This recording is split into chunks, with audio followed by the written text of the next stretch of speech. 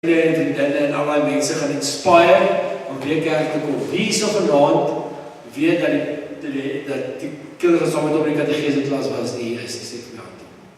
Soos as mense soms in die katechese klas was, dan is nie nou hier in die kerk, die sê vir my hand, wie weet van ons sulke mense.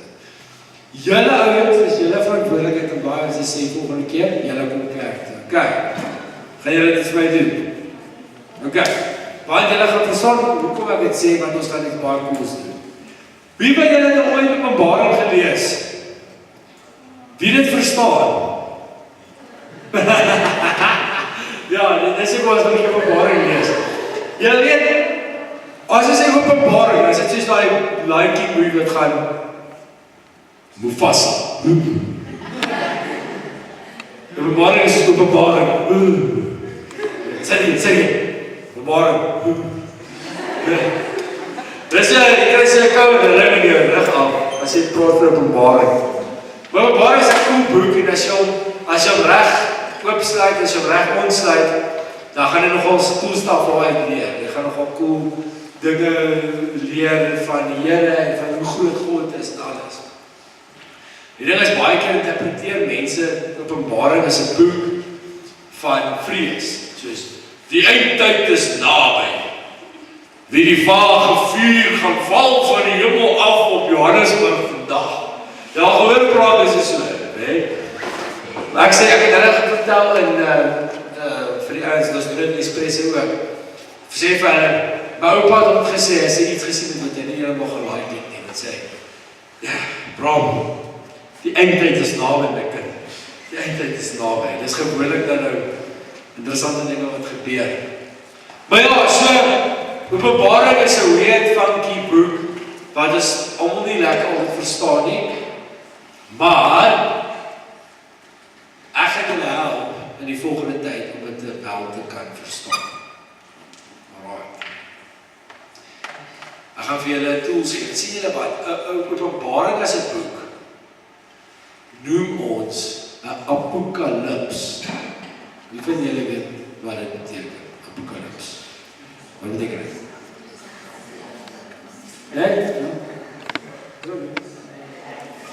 Ja, dit is 'n boek dan oor die eindtyd. So, as ons praat oor 'n boek wat gaan oor die eindtyd, dan is dit essensieel waar Openbaring gaan. Okay? Nee? Is julle met my? Kan dit klink so 'n bietjie almal bly om hier te wees. Ons kan stop. Ons kan ons nie kerk hê vanaand. Dit is nie 'n goed ding. Dus jy eerder wil kyk met mekaar en sit op. Ek gaan nie offended wees nie. Maar as ons wil preek, as ons luister wat as ek julle wil oriënteer vir wat die volgende tyd gaan gebeur, dan moet julle luister en nie nou ander stap te doen. So wil jy diens luister of wil jy mekaar kyk? Wat doen jy? Wil jy die diens hoor? Kyk, gaan ons dit doen. Dat is julle keuse. So, kom ons doen dit. Right. So, Apocalypse is Apocalypse. So, vanaand het julle 'n bietjie bear with me, want voordat ek met julle kan Openbaring instap, moet ek julle eers tools gee, ek moet julle 'n bietjie oriënteer, okay? Anders dan gaan ek julle uit die veld uitslaan vir 'n ses en dan gaan julle nie weet wat om te maak met wat ek vir julle sê. So, ek moet julle 'n bietjie oriënteer. Ek moet julle so 'n bietjie geskiedenis gee. Ek haat dit om te preek met geskiedenis en staf en sulke goeie so rou te preek. Ek wil graag vir jou preek wat dit 'n Pieter is in jou lewe.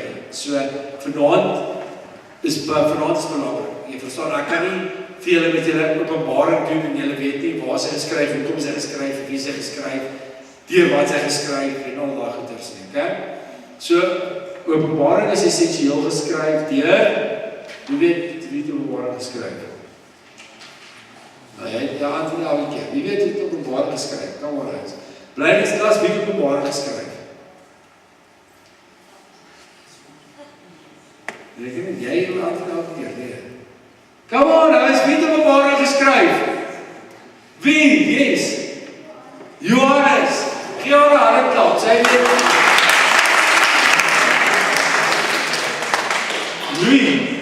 van die ouens met opskerp hoor. Die blijde stas, jy weet eers waar jy Openbaring geskryf het. Of as jy net te skaam om te antwoord. Dis 'n goeie comeback, okay?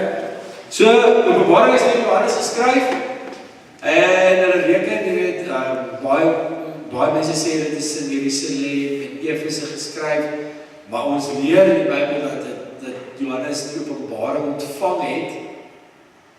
So jy weet, daar's 'n skeiding oor wanneer Paulus en wanneer Johannes en waar Johannes die Openbaring ontvang het en waar hy dit neergeskryf het. Okay, so hulle reken, Openbaring is geskryf in either Jerusalem of Efese, maar hy het die Openbaring ontvang op die eiland Patmos.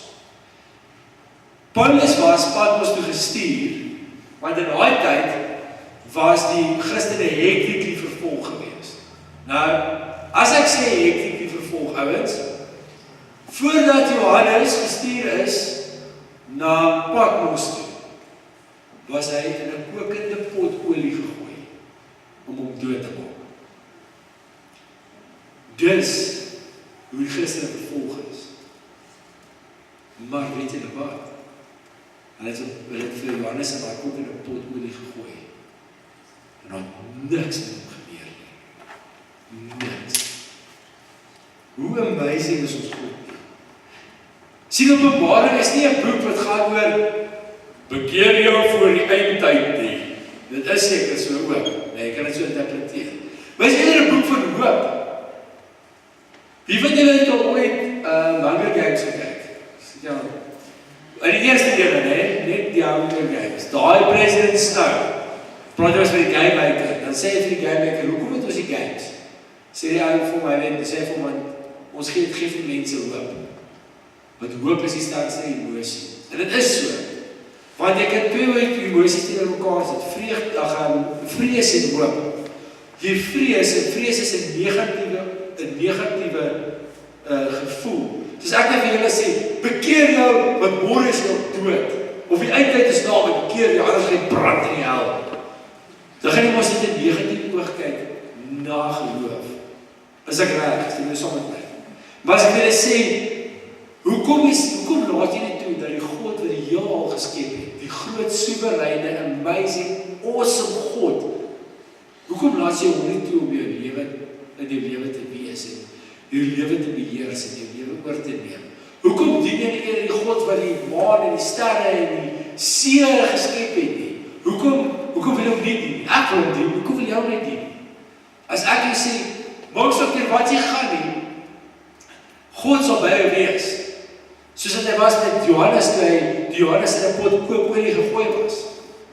Psalm 118 sê vir ons, ek ken geen vrees nie, want die Here is met my. Ek vrees geen mens nie, want die God is met my. Word dit nie lewend in ons lewens, julle ouens, as ek sê, moenie bang wees vir enigiets in die lewe nie.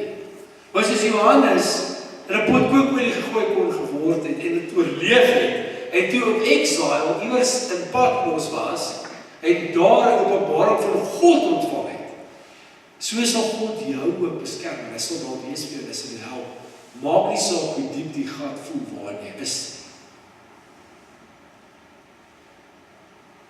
Soos God ook vir Sadrag, Mesach en Abednego gehelp het, toe hulle in 'n oond gegooi is, 'n vuuroond. Soos God ook met jou, vind jou hoop daaruit. Soos God Daniël gered het in die leeukuil uit die leeu se bekke gesluit het. Soos daai selfe God is in jou lewe en is by jou betrokke. En dis essensieel wat Johannes vir ons op die piek. Hy wil vir ons wys hoe groot en amazing God is, as hy vir ons God se troonsaal verduidelik. Hy wil vir ons wys dat God wel toren het. Beteken dat God wel kan retaliate teen die mense wat hom nie dien nie. Sy praat van die 7 bakke en die 7 seels en die 7 trompette. En dan is daar die 4 perde. Jy het al gehoor van die 4 perde. Julle ouens, ek gaan vir julle sulke amazing goed wys wat in vandag se lewe betrekking het op Openbaring. Maar wat Johannes essensieel vir ons doen, is hy wil vir ons 'n wêreld oopsluit, want hy die openbaring van God ontvang. Maar nou het ek 'n storie om vir julle te vertel, want 'n apokalips is moeilik. Openbaring is 'n moeilike boek om te lees. Twee redes. Eerste rede is, dis 'n apokalips. So hy basically moes Johannes hulle kodetaal gebruik het, omdat die Christene heavy vervolg was. So hulle het spesifieke taal gebruik. Jy weet, soos partykeer skryf mense ons agteruit, onderste bo, agterste voor, en net jy wat die code het, kan dit ontleed. En hoor wat daar aangaan, of die CIA gebruik ink wat jy disappear, en dan gooi jy tier spoeg op dit, en dan kom dit lewendig en vol. Jy verstaan? So is hy ook in 'n kode skryf, want die Christen was vervolg. So, jy weet, hy was op pad mos, en hy was hulle het die ouens gewatch, jy weet, soos jy daarmee dink sy wees, het sê, Rome is die antichrist. Dan sal almal se koppe afgekap geword het, en hulle bene, en hulle is gehang geword, en verliefd gevoer geword het.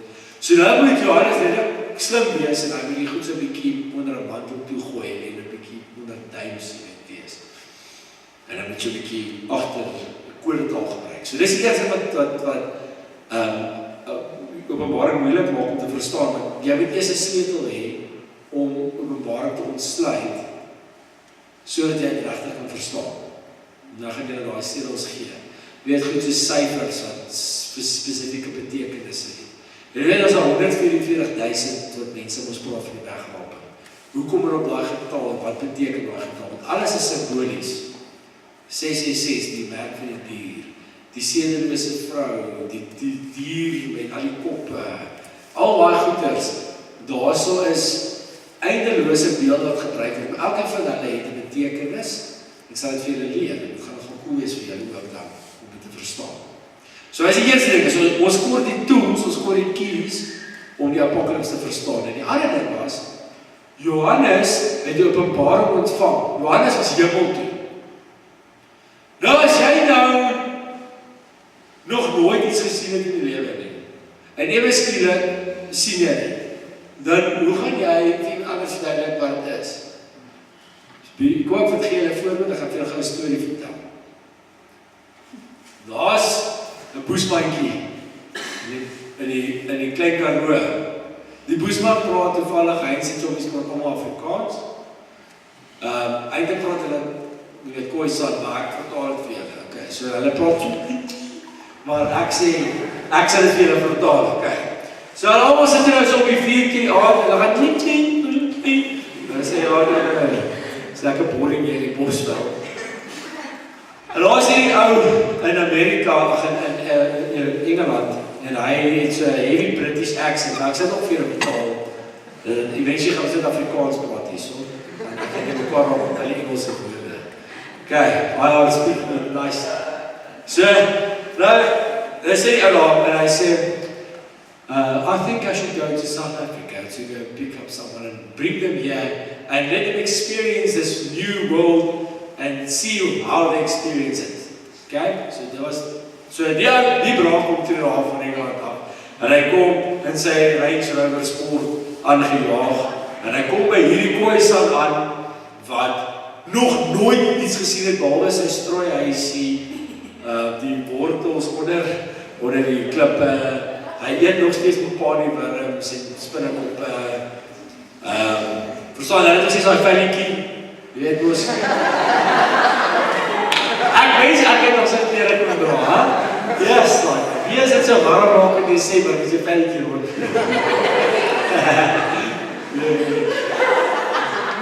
Khoisan dit goed. Anyway, né? Dit is as daai waarvan